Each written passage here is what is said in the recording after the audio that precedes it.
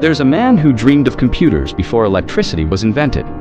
And when you hear his story, you will see that he wasn't just a dreamer, but a genius who was ahead of his time. His name was Charles Babbage, and he was born in 1791 in London. From an early age, he showed a fascination with math and machines.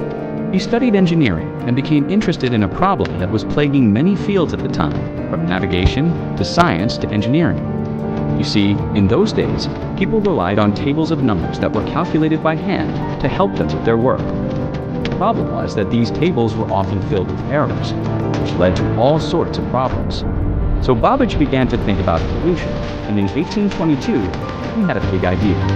What if he could invent a mechanical device that could calculate and print tables without any human error? This would not only make these tables more accurate, but also free up humans to do more interesting and complex work. He called his invention the difference engine. It would use a series of gears and wheels to calculate and print tables, and it would be able to do this much faster and more accurately than any human. After getting some initial funding, he and his partner spent 7 years building a prototype. By 1834, they had created a machine that could calculate and print 5-figure logarithms. It was a big deal at the time. But this achievement didn't bring in the recognition and funding that Babbage had hoped for. In fact, he would spend the rest of his life trying to get people to take his invention seriously.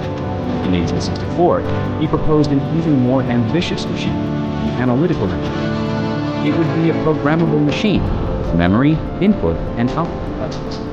And it would be able to perform any calculation that could be expressed in mathematical notation.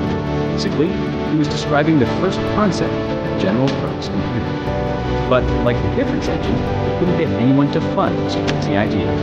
He died in 1871 without ever seeing his inventions come to fruition. Decades later, his designs were rediscovered, and it was clear that he had invented computer science before computers even existed.